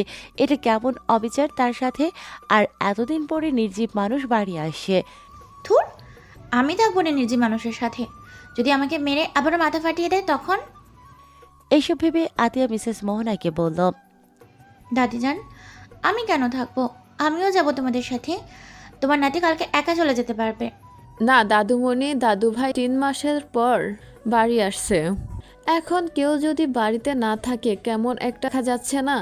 তার মধ্যে বিদেশে কি খেয়েছে কি খায়নি তার ঠিক আছে। তাই তুই থাক বাড়িতে, কাল চলে আসবি, তবেই তো হলো। 1 রাত থাকতে পারবি না? মিসেস মোহনার এমন কথার পরে আতিয়া আর কিছু বলার ভাষা পেল না। সে থাকতে রাজি হয়ে গেল। মিসেস মোহনা আর মিস্টার নাফিস আতিয়ার থেকে বিদায় নিয়ে কক্সবাজারের উদ্দেশ্যে বেরিয়ে পড়ল। আতিয়া আর কি করবে, ড্রয়িং রুমের সোফায় বসে টিভি দেখতে লাগলো। সন্ধ্যা 6:45 বাজে এখন। এমন সময় বাড়ির প্রত্যেকটা সার্ভেন্ট আতিয়ার কাছে গেল। আতিয়া ড্রয়িং রুমে বসেছিল। সবাইকে নিজের সামনে আসতে দেখে আতিয়া তাদের দিকে তাকিয়ে বলল, কিছু বলবেন? একটা সার্ভেন্ট বলল, ছোট আপামনি, বাজার সব শেষ হয়ে গেছে, তার মধ্যে ছোট সাহেব বাসায় আসছে, রান্না করতে হবে, টাটকা সবজি না হলে তো হবে না, তাই বাজারে যেতে হবে। হ্যাঁ যাও। আচ্ছা আপামনি। বলে সার্ভেন্টটি আরেকটা সার্ভেন্টকে সাথে করে নিয়ে চলে গেল বাজার করতে। আরেকটা সার্ভেন্ট আতিয়ার সামনে এসে বলল, ছোট আফামনি। জি? ছোট আফামনি, আমার চাচাতো ভাই রোড অ্যাক্সিডেন্টে মারা গেছে, খবরটা এখন পেলাম। আমি কি যাব ছোট আফামনি? হ্যাঁ অবশ্যই যাবে, যাবে না কেন? আচ্ছা ছোট আফামনি, আমি যাচ্ছি। এ বলে সেও আরেকটা সার্ভেন্টকে সাথে করে নিয়ে চলে গেল। এখন এ বাড়িতে শুধু একা আতিয়া আছে, আর কেউ নেই। আতিয়া এবার টিভি অন করলো। টিভিতে ইংলিশ মুভির চ্যানেল দিল। সেখানে ইংলিশ মুভি হচ্ছে। আতিয়া গভীর মনোযোগ দিয়ে টিভি দেখছে। কি বলছে কি না বলছে, কি করছে ওরা সব খেয়াল করছে। আতিয়া টিভি দেখার মধ্যে সদর দরজা খুলে কেউ বাড়ির ভেতরে প্রবেশ করলো। আতিয়া টিভি দেখতে এত মগ্ন যে ও কে আসলো দরজা খুলে সেটা দেখতে পেল না। ব্যক্তিটি ড্রয়িং রুমে এসে দেখলো আতিয়া সোফার উপর বসে খুব মনোযোগ সহকারে টিভি দেখছে। ব্যক্তিটি আস্তে ধীরে আতিয়ার কাছে গেল। আতিয়ার পেছনে সোফার গা ঘেঁষে দাঁড়িয়ে রইল। ব্যক্তিটি এবার আতিয়ার মতো টিভিতে নজর দিল। টিভিতে সেই ইংলিশ মুভি হচ্ছে। ইংলিশ মুভির মধ্যে এবার এমন একটা সিন আসলো যে একটা ছেলে আর একটা মেয়ে গভীরভাবে লিপ কিস করছে। এবার লিফট ছেড়ে দিয়ে যেই জামা কাপড়ে হাত দিয়ে টান দিচ্ছে, আতিয়ার সাথে সাথে টিভি অফ করে দিয়ে বলল, ছি ছি, লজ্জা করে না? এদের কি ছবি এসব এক। টিভিতে দেখি এত লজ্জা পাচ্ছে কেন ঘর বলি? আমি তো আজকে ঠিক করেছি তোমাকে সব প্র্যাকটিক্যাল দেখাবো, তখন লজ্জা পেলে লজ্জা ভেঙে নদীতে ফেলে দিয়ে আসবো। হুট করে চেনা পরিচিত কণ্ঠ কানে আসতেই আতিয়া সোফার পেছনে তাকিয়ে দেখলো আবরার দাঁড়িয়ে আছে। এটা দেখে আতিয়া ভয়ে লাফিয়ে উঠল, বুকে হাত দিয়ে নিঃশ্বাস নিতে লাগলো। সে তো দরজা বন্ধ করেছিল, তাহলে আবরার ভেতরে আসলো কিভাবে? এটা আবরার তো, নাকি আবরার সে যে ভূত এসেছে? আতিয়াকে এমন করতে দেখে আবরারের হাসি আটকে রাখা দায় হয়ে পড়েছে। তো বসে দুষ্টুমির সুরে বলল, কি ঘর বলি, এইভাবে লাফালে কেন? দেখো, যা লাফালাফির এখন করে নাও, পরে যখন আমি ধরবো লাফাতে দেবো না বলে দিলাম। আতিয়া এবার বলল। আপনি সত্যি নিজেই মানুষ নাকি? আতিয়াকে কথা শেষ করতে না দিয়ে আবরার ভ্রু কুঁচকে বলল। নির্জীব মানুষকে? আতিয়া কথা ঘুরিয়ে বলল। না মানে আপনি কি সত্যি মিস্টার আবরার ফাহাদ নাকি ভূত? আমি ভূত হবো কেন? আমি তো দরজায় লক করে রেখেছিলাম, আপনি ভেতরে ঢুকলেন কিভাবে? ও আচ্ছা, শোনো মেয়ে, আমার কাছে এবারের প্রত্যেকটা রুমের ডুপ্লিকেট চাবি আছে, এমনকি সদর দরজারও। বুঝতে পেরেছ? আবরারের এমন কথা শুনে যেন আতিয়া নিজের ভেতর চেপে রাখা নিঃশ্বাসটা এবার শান্তিভাবে ছাড়ল। তো ঘর বলি, আমরা কোন টপিকে ছিলাম জানো? কোন টপিক? এসে বলছে, আগে গোসল করে আসি। এই বলে আবরার নিজের রুমে চলে যায়, আর আতিয়া বোকার মতো আবরারের যাওয়ার পানে তাকিয়ে আছে। আতিয়া এবার রান্নাঘরে গেল। মিসেস মোহনা বারবার করে আতিয়াকে বলে গেছে যে আবরার আসলে যেন আগে তাকে খাবার খেতে দেয়া হয়। আতিয়া রান্নাঘরে গিয়ে দেখলো 3-4 রকমের তরকারি রান্না করা আছে। আতিয়া প্রথমে চুলায় নিজের জন্য 1 কাপ কফি বানালো, তারপর একটা একটা করে তরকারি গরম করতে লাগলো। শীত চলে গিয়ে গরমের বাতাস বয়ে বেড়াচ্ছে শহর জুড়ে, তাই আতিয়া রান্নাঘরে এসে চুলার পাশে দাঁড়িয়ে তরকারি গরম করায় ঘেমে একদম গোসল করার উপায়। সব তরকারি গরম করা শেষ, আর একটা বাকি আছে। আতিয়া সেই তরকারি এখন গরম করছে। এমন সময় আবরার ফ্রেশ হয়ে পরিপাটি হয়ে নিচে নেমে আসলো। আতিয়াকে এদিক ওদিক তাকিয়ে খুঁজলো, কিন্তু পেল না। রান্নাঘর থেকে থালা বাসনের আওয়াজ আসতেই আবরার রান্নাঘরের দিকে গেল। আবরার রান্নাঘরের দিকে গিয়ে দেখলো আতিয়া চুল খোপা করে রাখছে, ওনাটা দুপাশে দিয়ে রাখছে। আতিয়া এবার তরকারিগুলো পাত্রে ঢালছে, যার দরুন সে এইদিকে একবার ওইদিকে ঘুরছে। আতিয়াকে নিচের দিকে ঘুরতে দেখিয়ে আবরার কন্ট্রোললেস হয়ে গেল। সে নিজেকে আর ধরে রাখতে পারল না। 17 বছরের এক মেয়ের কাছে তার 28 বছর জীবনের গড়ে রাখার রেকর্ড আজ ভাঙতে ইচ্ছে করছে। নিজেকে আর আটকাতে পারছে না। আর আতিয়ার এই রূপ আবরারকে আরও কাছে টানছে। আতিয়ার রান্না করাই ঘেমে গিয়েছে, তাই তার কপাল বেয়ে বেয়ে ঘাম পড়ছে, যেটা ওর ঠোঁটে এসে ঘাম থামছে। ঘামের কারণে আতিয়ার জামাও ভিজে গেছে। জামা পাতলা হওয়ায় সব বোঝা যাচ্ছে। আবরার এবার আস্তে আস্তে আতিয়ার কাছে গেল। আতিয়া এবার তরকারি রেখে পেছনে ঘুরতেই আবরারের শক্তপোক্ত বুকে বাড়ি খায়। আতিয়া কপালে হাত ঘষতে ঘষতে আবরারের দিকে তাকিয়ে বলল। এবার খাম্বার মতো দাঁড়িয়ে আছেন কেন? আবরার ঘোর লাগা কণ্ঠে বলল। নেশা লেগে গেছে। আতিয়া ভ্রু কুঁচকে বলল। আপনি আবারও নেশা করেছেন? করবো এবার এখন। আতিয়াকে কথা বলতে না দিয়ে আবরার আতিয়ার ঠোঁটের উপরে হামলে পড়ে। আবরার আতিয়ার ঠোঁট চষতে থাকে যেন কত বছরের তৃষ্ণার্ত, তাই সে তৃষ্ণা এখন আতিয়ার ঠোঁট থেকে মেটাচ্ছে। আতিয়ার দম বন্ধ হয়ে যাচ্ছে। সে ছাড়া পাওয়ার জন্য ছোটাছুটি করছে, কিন্তু আবরার ওকে শক্ত করে চেপে ধরেছে। আতিয়া আবরারের অনেক খাটো হওয়ায় আবরার আতিয়াকে কিস করতে গেলে নিচু হওয়া লাগছে, তাই সে এবার আতিয়াকে উপরে তুলে নিল, নিজের সমান সমান হাইট করে নিল। তারপর ওভাবেই কিস করতে করতে দেয়ালের কাছে নিয়ে গেল। তারপর আতিয়াকে ওখানে ছেড়ে দিল। আতিয়া ছাড়া পেতেই জোরে জোরে শ্বাস নিতে লাগলো। আবরারও জোরে জোরে শ্বাস নিয়েছে। আবরার এবার আতিয়ার ওড়না খুলে ছুঁড়ে ফেলে দিল। তারপর আতিয়ার গলায় মুখ ডোবালো। আতিয়া ছাড়া পাওয়ার জন্য ছোটাছুটি করছে, যার দরুন আবরার এবার আতিয়ার গলায় জোরে কামড় দিল। কামড়টা এত জোরে ছিল যে আতিয়া একদম চুপ হয়ে গেল, কিছু বলল না। আবরার আতিয়ার গলায় ছোট ছোট কিসে ভরিয়ে দিল। তারপর আতিয়ার মুখেও ছোট ছোট চুমু দিতে লাগলো। আতিয়া যেন এবার লজ্জা লাগছে। ওর আর খারাপ লাগছে না, বরং আবরারের সামনে এইভাবে ওড়নাবিহীন লজ্জা লাগছে। আবরার এবার আতিয়ার জামায় হাত দিতেই আতিয়া বলে উঠল। কি করছেন? আবরার নেশাক্ত কণ্ঠে বলল। করবো এবার এখন। ট্রাস্ট মি জান, আমি থাকতে পারছি না, আমাকে তোর সাথে মিশে যেতে দে, আমি তোর দহনে পড়ছি। আবরারের নেশাক্ত কণ্ঠ শুনে আতিয়া আর কিছু বলতে পারল না।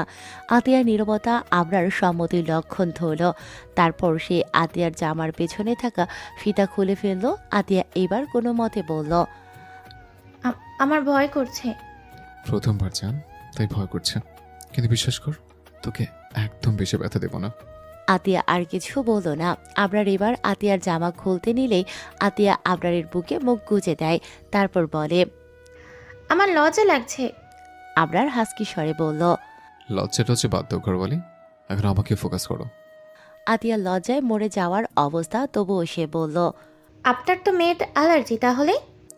অ্যালার্জি আছে মেয়েতে, বউতে নেই। আর যদি অ্যালার্জি থাকে তো সেটা এখন জানলা দিয়ে পালিয়েছে। নির্লজ্জ মাফিয়া, আমি এখানে এসব পারবো না কিছু। কখন কোন সময়? আবরার আতিয়াকে নিজের বুক থেকে সরিয়ে মুখের সামনে এনে কানের কাছে ফিসফিস করে বলল, বাসর করার জন্য এটাই পারফেক্ট জায়গা। আমাদের প্রথম বাসর কোথায় হয়েছে এটা স্মরণে হিসেবে থাকবে, যেটা তুমি আমি কখনো ভুলতে পারবো না। আর চিন্তা করো না, কেউ আসবে না এখানে। বলে আবরার আতিয়ার ঠোঁটে আবারও হামলে পড়ল। আতিয়াও এবার আর ছোটাছুটি না করে আবরারের সাথে রেসপন্স দিতে লাগলো। আবরার আতিয়ার রেসপন্স পেয়ে উন্মাদ হয়ে গেল। কিচেনের একদিকের সব ফেলে আতিয়াকে শুইয়ে দিল। আবরার এবার আতিয়ার শরীরের উপর নিজের ভর ছেড়ে দিল। আতিয়ার মরিমরি অবস্থা। আবরারকে থামাতে চাইলে আবরার এবার শক্ত করে আতিয়ার হাত তার মাথার উপরে নিয়ে চেপে ধরল। ধমকে সরে আবারও সাবধান করলো তাকে ডিস্টার্ব না করতে। আতিয়ারও আর সাহস হলো না কিছু বলার। সেও মাতাল হয়ে যাচ্ছে। সব লজ্জা শরম একদিকে রেখে তাল মেলালো। পাড়ে জমালো দুজনেই ভালোবাসার অতল সাগরে। যেই সাগরে ডুব দিলে মরবে না তারা, বেঁচে থাকবে, সুখের মরণ হবে তাদের। রাতের আধার কাটিয়ে নতুন সকালের আলো ধীরে ধীরে জানালার ফাঁক গলে রোমের ভেতর প্রবেশ করল। সোনালি রোদের স্পর্শে রোমের নিস্তব্ধতা ভেঙে যেন নতুন দিনের সূচনা হলো। দূরে কোথাও পাখির কিচিরমিচির, হালকা বাতাসে দুলতে থাকা পর্দা, সব মিলিয়ে এক প্রশান্তিময় সকাল। এই নতুন ভোর শুধু দিনের নয়, যেন এক নতুন সম্পর্কের সূচনা। সূর্যের এই রোদ আতিয়ার মুখে পড়তেই সে পিট করে চোখ খুলে তাকালো। চোখ খুলেও যেন তাকাতে পারছে না, মাথাটা ঝিম ধরে আছে। তাই সে আবারও চোখ বন্ধ করে নিল। আতিয়া এবার রোদ থেকে বাঁচতে একটু কাত হলো, সাথে সাথে সমস্ত শরীর ব্যথায় কুঁকড়ে উঠল। আতিয়া ব্যথা সহ্য করতে চোখ মুখ খিচিয়ে বন্ধ করে নিল। ওয়াশরুম থেকে পানির শব্দ শোনা যাচ্ছে। হয়তো আবরার আছে, তাই আতিয়া বেশি মাথা ঘামালো না। সে চুপচাপ কম্বল গায়ে দিয়ে শুয়ে রইল। কিছু সময় পর আবরার একটা টাওয়াল পরে ওয়াশরুম থেকে বেরিয়ে আসলো। ওয়াশরুমের দরজা খোলার আওয়াজ হতেই আতিয়া সেদিকে তাকালো। তাকিয়ে দেখলো আবরার সদ্য গোসল করে আসে। মাথার চুল বেয়ে চুয়ে চুয়ে পানি পড়ছে, আর একটা টাওয়াল পরে আছে মাত্র গায়ে, কিছু দেওয়া নেই। এটা দেখে আতিয়া লজ্জায় কম্বলের ভেতরে মুখ লুকালো। আতিয়াকে এভাবে মুখ লুকোতে দেখে আবরার আতিয়ার কাছে এসে বলল, এইভাবে মুখ লুকাচ্ছ কেন? আতিয়া কম্বলের ভেতরে থেকে জবাব দিল, নির্লজ্জ মাফিয়া কোথাকার, জামা পড়ুন তাড়াতাড়ি। আবরার ভ্রু কুঁচকে বলল। কেন? তারপর আবারও দুষ্টু হেসে বলল, লজ্জা লাগছে নাকি ঘরওয়ালি? কালকে তো সব লজ্জা ভেঙে দিলাম, তা এখনো লজ্জা কমেনি? সমস্যা নেই, আমি লজ্জা ভাঙার জন্য এখনও রেডি আছি। তুমি বললে এখনই ভাঙতে পারি, আই ডোন্ট মাইন্ড। আবরারের কথা শুনে আতিয়ার কাল রাতের কথা মনে পড়ে গেল। তার এখন কান থেকে গরম ধোঁয়া বেরোচ্ছে। নির্লজ্জ নির্জীব মানুষ, আমাকে লজ্জা দেওয়ার জন্য মনে হয় উঠে পড়ে লেগেছে। আতিয়াকে কোনো কথা বলতে না দেখে আবরার আবারও বলল, কি ঘরওয়ালি, আমাকে লজ্জায় লোডশেডিং করবো? আতিয়া কম্বলের থেকে বেরিয়ে দুপাশে মাথা নাড়াতে নাড়াতে বলল, না না, লাগবে না। ও আচ্ছা, তাই নাকি? আতিয়া উপনিস মাথা ঝাঁকিয়ে বলল। হুম। আবরার দুষ্টুমি কণ্ঠে বলল, ঘরওয়ালি, তোমার এই রূপ দেখে তো আমি আবারও কঞ্চলহারা হয়ে যাচ্ছি। এবার কি হবে? আতিয়া এবার নিচের দিকে তাকালো আর তাকিয়ে অবাক হয়ে গেল, কারণ আতিয়ার গায়ে আবরারের সাদা শার্ট, তাও শার্টের উপরে দুইটা বোতাম খোলা। এটা দেখে আতিয়া তাড়াতাড়ি নিজের গায়ে কম্বল টেনে নিল। আতিয়ার এমন কাজে আবরার হেসে ফেলল। আতিয়া আবরারের হাসির দিকে তাকিয়ে রইল মুগ্ধ নয়নে। আবরার এবার ফার্স্ট এড বক্স থেকে দুইটা ঔষধ এনে আতিয়ার সামনে ধরল। তারপর এক গ্লাস পানি আতিয়ার কাছে দিয়ে বলল, ওষুধ দুটো খেয়ে নাও। আতিয়া ওষুধ দুটোর দিকে তাকিয়ে বলল, কিসের ওষুধ? একটা পেন কিলার ওষুধ, আর তোমার এখনো বাচ্চা কনসেপ্ট করার বয়স হয়নি, তাই এটা সেফটির জন্য খেতে হবে। আবরারের কথার মানে আতিয়া বুঝে গেল, তাই সে বলল, না, আমি এই ওষুধ খাবো না, আর আমার বয়স 17+। তাহলে আমি কি এখন ছোট নাকি? আবরার মেকি রাগ দেখিয়ে বলল, বেশি পকর পকর না করে ওষুধ খাও, আর যদি না খাও তাহলে থাপ্পড় মেরে মেরে খাওয়াবো। নাও তাড়াতাড়ি খাও। আতিয়া ঠোঁট উল্টিয়ে আবরারের হাত থেকে ওষুধটা নিল, তারপর সেটা মুখের ভেতরে ফেলল। আবরারের হাত থেকে পানি নিয়ে নিল। এর মধ্যে আবরারের ফোনে কল আসলো। আবরার টি টেবিল থেকে নিজের ফোনটা উঠালো, তারপর কথা বলার জন্য ব্যালকনিতে চলে গেল। এর মধ্যে আতিয়া তাড়াতাড়ি মুখ থেকে সেফটির জন্য যেই ওষুধটা সেটা বাহির করে নিল, তারপর সেটা বালিশের নিচে রেখে দিল আর পেন কিলারটা খেয়ে নিল। আবরারের কথা শেষ করে রুমে এসে দেখে আতিয়া গ্লাস হাতে বসে আছে। আবরার আতিয়ার কাছে গিয়ে গ্লাসটা নিয়ে বলল, গুড গার্ল, এরপর থেকে তারামি না করে খেয়ে নেবে, ওকে? আতিয়া শুধু উপনিস মাথা ঝুঁকালো। আবরার এবার কাভার থেকে ফর্মাল ড্রেস বার করলো, তারপর ওয়াশরুমে চলে গেল। আতিয়া এখনও চুপচাপ বসে আছে বেরিয়ে। আবরার ড্রেস পরে ওয়াশরুম থেকে বেরিয়ে আসলো, তারপর ড্রেসিং টেবিলের সামনে গিয়ে চুল সেট আপ করতে লাগলো। নিজেকে পরিপাটি করে সাজিয়ে আতিয়ার দিকে ফিরল, যে এতটা সময় আবরারের সাজগোজ দেখে যাচ্ছিল। আবরার আতিয়ার কাছে এসে বলল, আমি জানি আমি হ্যান্ডসাম কিউট বয়, তাই বলে এইভাবে চোখ দিয়ে গিলে খাবে মেয়ে? এটা ঠিক না। আবরারের কথাতে আতিয়া থতমত খেয়ে গেল। সে তাড়াতাড়ি চোখ নামিয়ে নিল, যা দেখে আবরার হালকা হাসলো। তারপর আতিয়ার উদ্দেশ্যে বলল, আমি অফিস যাচ্ছি, দুপুরের আগে চলে আসবো। তুমি রেডি হয়ে থেকো, কারণ আমি অফিস থেকে এসে তোমাকে নিয়ে সোজা কক্সবাজার দাদা দাদির কাছে যাব। কক্সবাজারে যাওয়ার নাম শুনে আতিয়া খুশি মনে বলল, আমরা সত্যি যাব? হুম, আর এখন ওঠার দরকার নেই, শুয়ে থাকো। পেন কিলার খেয়েছো তো? ব্যথা ভালো হয়ে যাবে আস্তে আস্তে। আর আমি সার্ভেন্টদের দিয়ে উপরে খাবার পাঠিয়ে দিচ্ছি, খেয়ে নেবে। আতিয়া শুধু ছোট করে বলল। আচ্ছা। আবরার এবার বাড়ি থেকে বেরিয়ে গেল অফিসের উদ্দেশ্যে, আর আতিয়া আবরারের কথা মতো বেরিয়ে শুয়ে রইল। ফারিয়া আতিয়াদের বাসার উদ্দেশ্যে যাচ্ছিল। অনেকদিন দেখা হয়নি, গল্প করা হয়নি, হাজারো কথা জমে আছে। ফারিয়া মাথা নিচু রেখে রাস্তা দিয়ে হেঁটে যাচ্ছিল। এমন সময় অতি পরিচিত কোনো কণ্ঠস্বর শুনে ফারিহার পা থেমে যায়। তারপর সে পেছনে তাকিয়ে দেখে রাকিব দাঁড়িয়ে আছে। ফারিহা সেও জন্য মোদক হাসি উপহার দিয়ে বলল, হ্যালো রাকিব ভাই, কেমন আছেন? যাক, তাহলে চিনতে পেরেছো। আপনাকে চিনতে পারবো না কেন?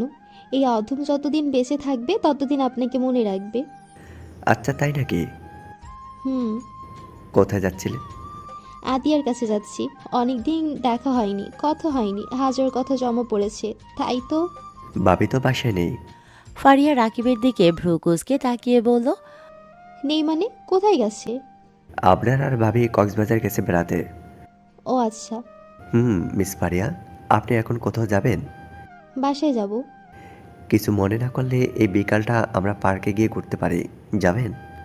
রাকিবের মুখে ঘুরতে যাওয়ার অফারে ফারিহার মন খুশিতেই নেচে বেড়াচ্ছে।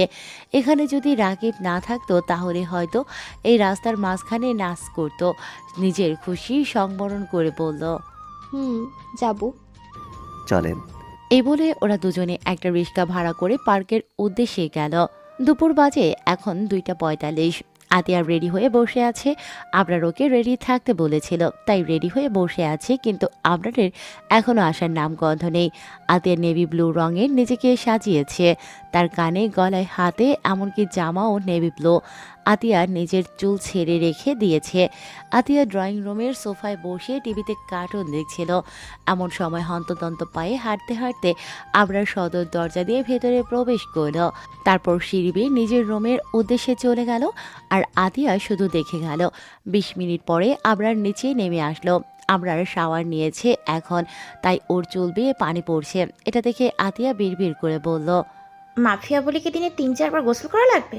আল্লাহ, এখনো শীত কমেনি, আর এই মাফিয়া সকাল থেকে এই নিয়ে 3 বার গোসল করা শেষ। আমি হলো তো এত সময় ইন্নালিল্লাহ হয়ে যেতাম। আবরার আতিয়ার কাছে এসে বলল, চলো। আতিয়া সোফা থেকে উঠে আবরারের পেছন পেছন গেল। আবরার এখনও আতিয়াকে দেখেনি, ও ওইভাবে ফোন স্ক্রল করছে। আবরার গিয়ে নিজের গাড়িতে বসলো। আজকে আরিফ ড্রাইভ করবে, তাই আবরার পেছনের সিটে বসলো। আতিয়াও পেছনে আবরারের সাথে বসলো। ওরা বসতেই গাড়ি কক্সবাজারের উদ্দেশ্যে রওনা হলো। মার্সিডিজে বসে কক্সবাজারের দিকে রওনা হয়ে আতিয়া বাইরে দেখতে লাগলো। সড়কের দুপাশের দৃশ্য, গাছপালা আর পাহাড়ের মধ্য দিয়ে বাতাসে হালকা একটা স্নিগ্ধতা ছড়িয়ে পড়ল। করছিল। আবরারের চোখ সরাসরি ফোনে অবস্থিত, তবে মাঝে মাঝে সে আতিয়ার দিকে এক পলক তাকিয়ে নিয়ে আবার দৃষ্টি ফোনে বিরাজমান করছে।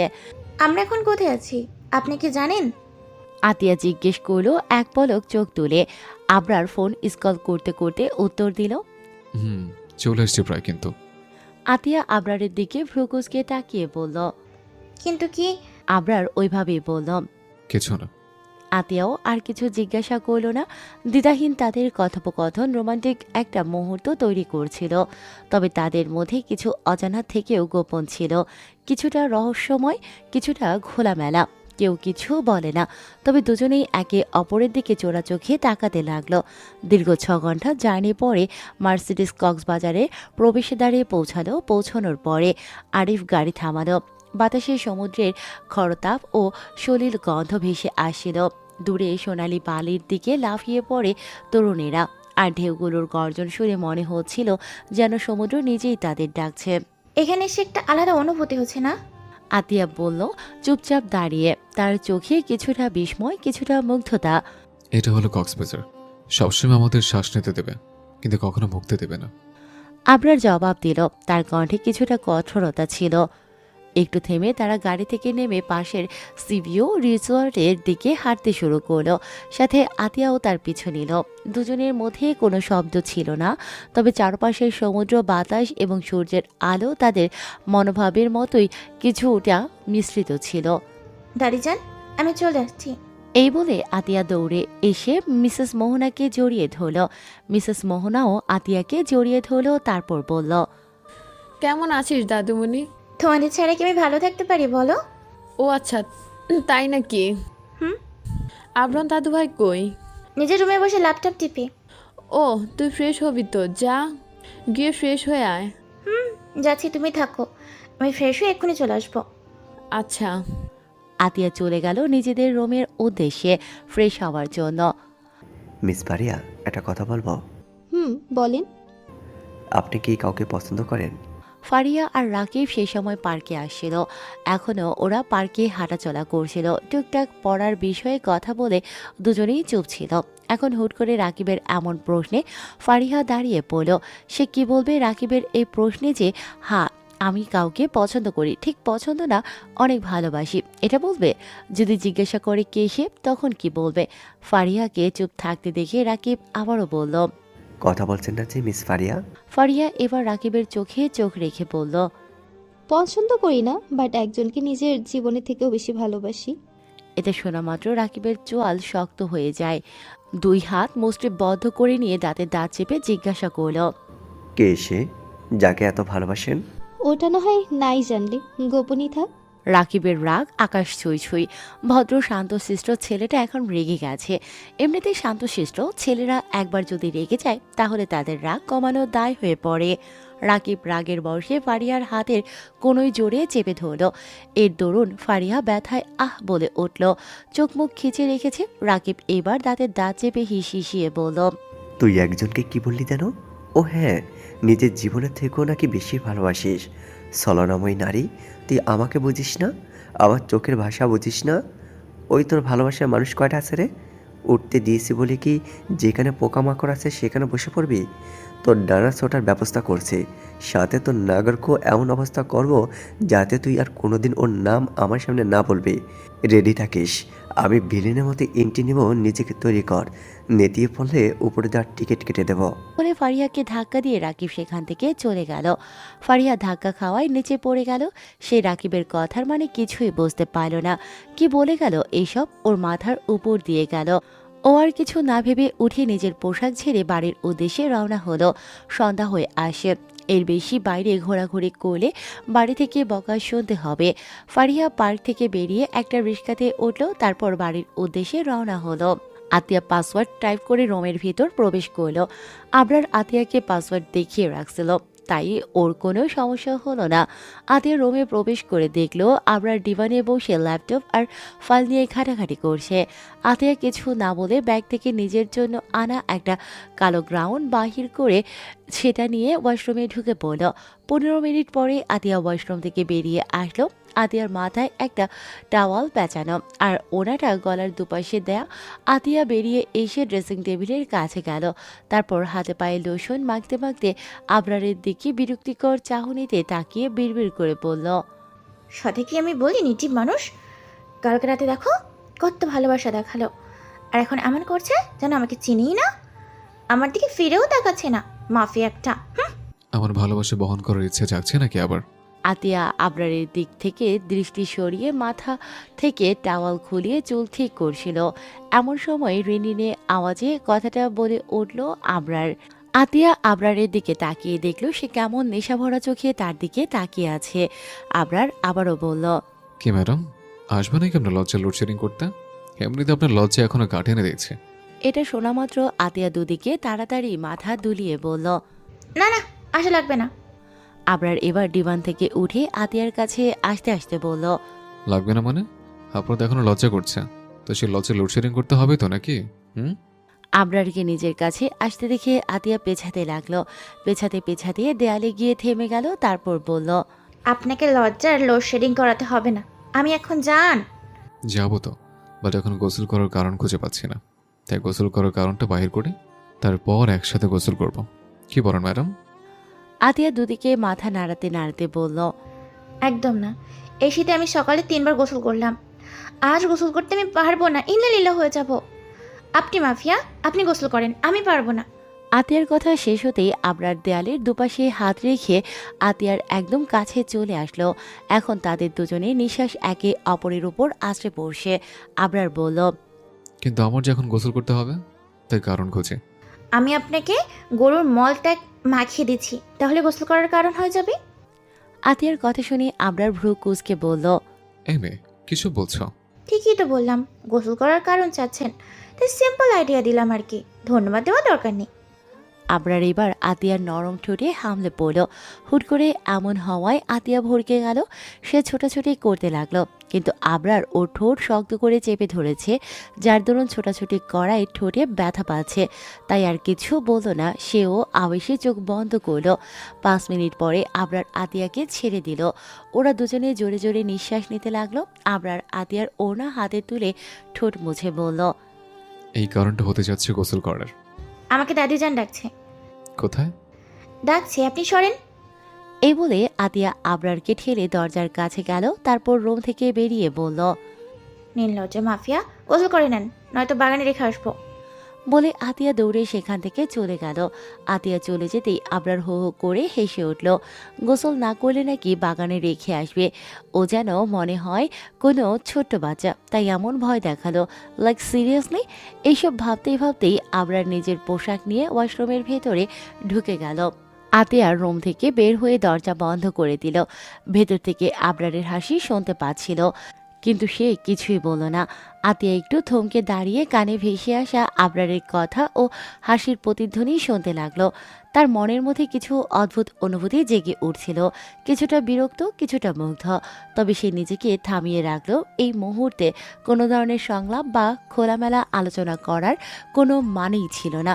সে জানতো আবরার একটা মাফিয়া এবং তাকে নিজের জায়গায় রাখতে পারাটা একটা চ্যালেঞ্জ। আতিয়া নিচে এসে পা টিপে টিপে হাঁটতে লাগলো।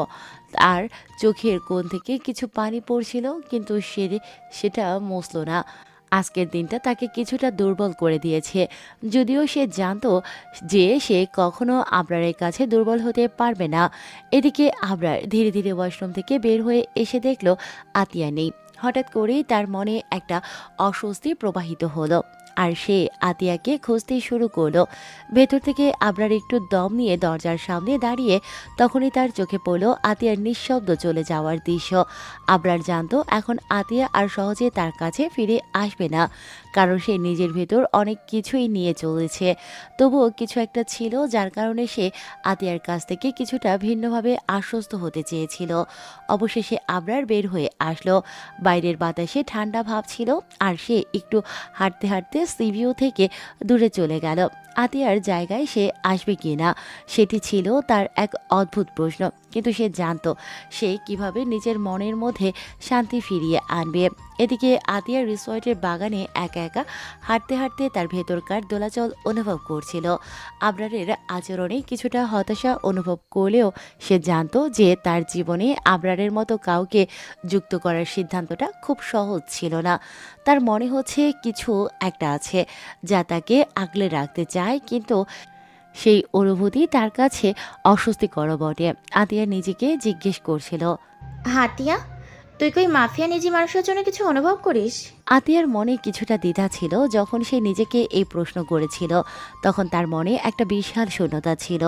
আতিয়া বুঝতে পারছিল না কেন, কিন্তু তার মনে আবরারের অস্তিত্ব একটি ভিন্ন রকমের প্রভাব ফেলেছে। হঠাৎ তার ফোন বাজলো। আতিয়া ফোনটা হাতে নিল। আবরারের নাম দেখে সে একটু ইতস্তত করলো, তবে ফোন রিসিভ করলো। আতিয়া নিচে আসার আগে মিসেস মোহনার থেকে তার ফোনটা নিয়ে আসছিল, তাই এখন আবরার সেই ফোনে কল দিয়ে আতিয়ার সাথে কথা বলছে। কোথায় তুমি? আমি তোমাকে খুঁজছি। তোমার কিছু প্রয়োজন হলে বলো। আতিয়া একটু সময় নিয়ে বলল, কিছু না, আমি একটু সময় নিচ্ছি। ফোন রেখে আতিয়া একটা দীর্ঘ শ্বাস নিয়ে আবরারের রুমের দিকে পা বাড়ালো। সে জানতো এই মুহূর্তে তার সাথে কথা বলা উচিত, কেবল একে অপরের অনুভূতিকে বুঝে নেওয়া উচিত। সে জানতো এই পরিস্থিতি আরো জটিল হতে পারে, তবে সে আর ভাবতে চাইল না। এখন সময় এসেছে কিছু কথা বলার। আতিয়া দরজায় দাঁড়িয়ে কিছুক্ষণ ধরে ভেতরে দেখলো। আবরার কেবল তার ল্যাপটপে মনোযোগী ছিল। কিছুটা সংকুচিত হয়ে আতিয়া একটু কাঁপা কাঁপা গলায় বলল, এই যে মাফিয়া, আমি কিছু বলতে চাচ্ছি আপনাকে। আবরার তার দিকে এক পলক তাকালো, তারপর আবার ল্যাপটপের দিকে মনোযোগী হলো। তবে তার মধ্যে একটা অস্বস্তি ছিল, যেন সে আতিয়ার কাছ থেকে দূরে থাকতে চাইছে। আতিয়া আরও এক পা এগিয়ে বলল, আমি জানি আপনি মাফিয়া, তবে আমি যা বলবো তা শুনে হয়তো ভালো লাগবে না, কিন্তু সত্যি বলতে আমি চাই না আপনার সাথে কোনো ধরনের দূরত্ব তৈরি হোক। আবরার সোজা হয়ে বসে থাকলো। তার মুখে কোনো প্রতিক্রিয়া ছিল না, তবে সে অবশেষে নিজের মনোভাব প্রকাশ করলো। তুমি যা বলবে আমি শুনবো, তবে মনে রেখো আমি কখনো কোনো কিছু লুকাই না। আতিয়া কিছুক্ষণ চুপ রইল, তারপর বলল, আপনার জীবন এত কঠিন কেন? আপনি কি কখনো নিজের জন্য কিচ্ছু করতে চাননি? আপনি শুধু একটা মুখোশ পরিহিত মানুষ যে চায় না কাউকে কাছে পেতে। আবরার শীতল কণ্ঠে বলল, আমার অতীত এমনই, আর যে কারণে আমি এসব করেছি তাতে অন্যদের মঙ্গলই সবচেয়ে আগে আসছে। তবে তোমার প্রতি আমার কোনো ভালোবাসা নেই। তুমি যেটা ভাবছো সেটা শুধু একটা ভুল ধারণা। আতিয়া তার কথায় কিছুটা হতাশ হলেও সে জানতো এইসব কথার মধ্যেই ছিল অনেক কিছু। কিছুটা ঠান্ডা হয়ে সে বলল, আমি জানি আপনি যেটা বললেন সেটা মিথ্যে নয়, কিন্তু আমার মনে হয় আপনি আপনার ভেতরের অনুভূতিগুলো অন্যদের থেকে গোপন রাখছেন। আর যদি তা নাই হয়, তাহলে কাল রাতে আমার কাছে আসার মানেটা কি? এইসবের মানে কি বোঝাতে চাচ্ছেন আপনি? আতিয়ার এমন কথা শুনে আমরা নির্বিকার কণ্ঠে বলল, ওইটা অ্যাক্সিডেন্ট ভাবে হয়েছে, ভুলে যাও সব কিছু। আমাদের মধ্যে কিছুই হয়নি, আর না আমি তোমাকে ভালোবাসি। আতিয়া এই কথা শুনে কিছু বলার ভাষা খুঁজে পেল না। কালকে রাতে এমনকি একটু আগেও যেই সব হলো সেই সব অ্যাক্সিডেন্ট। এসবের মানে কি? কারোর এত কাছে আসা অ্যাক্সিডেন্ট? এভাবে তাদের মাঝে চুপচাপ এক মুহূর্তের বিরতি তৈরি হলো। বাতাসে সমুদ্রের গর্জন শুনতে পেল, আর তখন তারা একে অপরের দিকে কিছুটা নীরব চোখে তাকিয়ে রইল। একে অপরের কাছে আসা, আবার কিছুটা দূরে চলে যাওয়া, এটাই ছিল তাদের সম্পর্কের অদ্ভুত দ্বন্দ্ব। তাদের দীর্ঘ নীরবতার মধ্যে মিসেস মোহনা এসে দরজা নক করলো, বলল, আতিয়া দাদুমণি, দরজা খোল। আতিয়া নিঃশব্দে দরজার কাছে গিয়ে খুলে দিল। মিসেস মোহনা ভেতরে ঢুকলো। বেরিয়ে গিয়ে বসতে বসতে আবরারকে বলল, কেমন আছিস দাদু ভাই? আবরার ল্যাপটপে কাজ করতে করতে জবাব দিল, আমি আলহামদুলিল্লাহ ভালো। তুমি কেমন আছো দাদি? ভালো আছিস? তোরা রাতে খাস নাই? আবরার একবার আতিয়ার দিকে তাকালো, যে এখনো মাথা নিচু করে দাঁড়িয়ে আছে। আবরার এবার মিসেস মোহনার দিকে তাকিয়ে বলল, আমার খেতে নেই দাদি, তোমার নাতনিকে নিয়ে যাও, সে খাবে। মিসেস মোহনা এবার আতিয়ার দিকে তাকিয়ে কিছু বলবে, তার আগে আতিয়ার রুম থেকে বেরিয়ে যেতে যেতে বলল, ড্যাডি যান, আসো, আমার ক্ষুধা লাগছে। এই বলে আতিয়া রুম থেকে বেরিয়ে গেল। মিসেস মোহনাও আর কিছু না বলে রুম থেকে বেরিয়ে গেল। আবরার আতিয়ার যাওয়ার পানে নিশ্চুপ চেয়ে রইল। তারপর আবার ল্যাপটপে কাজে মন বসালো। গভীর রাত 2:44। আতিয়া গভীর ঘুমে আচ্ছন্ন। এমন সময় ওর মনে হলো ওকে কেউ আষ্টে পিষ্টে জড়িয়ে ধরে আছে, কিন্তু কে ধরেছে বুঝতে পারছে না।